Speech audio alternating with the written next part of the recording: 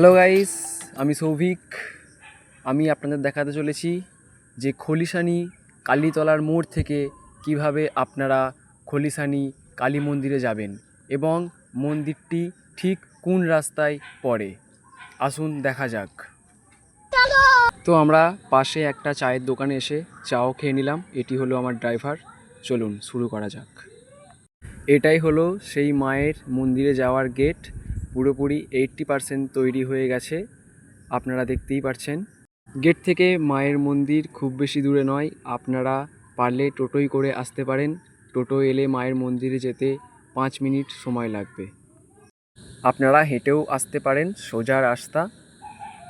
Hello guys, তো আমরা মায়ের মন্দিরে চলে এসেছি। এই যে শ্মশানটা দেখছেন, এটি হলো মায়ের মন্দিরের শ্মশান এবং আপনারা দেখতেই পাচ্ছেন মায়ের মন্দির খুব চোখের কাছেই চলে এসেছে।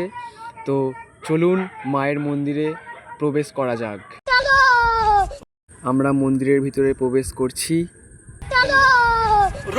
তো দেখতেই পাচ্ছেন মন্দিরটা দূর থেকে খুব সুন্দর লাগছে। এটা হলো বাবা ভোলেনাথের মন্দির এবং তার পাশেই আছে আমাদের খলিশানি মায়ের মন্দির। তো গাইস, আপনারা দেখতেই পাচ্ছেন এখানে লোহার ব্যারিকেডে লেখা আছে জুতো খুলিয়া প্রবেশ করুন, মানে জুতো পরে কেউ মায়ের মন্দিরের সামনে যাবেন না। তো আর একটা কথা বলি, আপনারা কিন্তু মন্দিরের ভিতরে সিসিটিভি ক্যামেরার আওতায় থাকবেন। চলুন আপনাদের একবার পিছনে মন্দিরের স্নানের ঘাটটা দেখাই, কারণ শুনলাম পিছনের ঘাটটা পাকাভাবে বাঁধানো কাজ চলছে। তো আপনারা দেখতেই পাচ্ছেন প্রায় ঘাটের কাজ এবং 4-5টা ঘেরার কাজ প্রায় কমপ্লিট হয়ে এসেছে। এখনও পুরোপুরি কাজ কমপ্লিট হয়নি, প্রায় 80% কাজ কমপ্লিট হয়ে গেছে।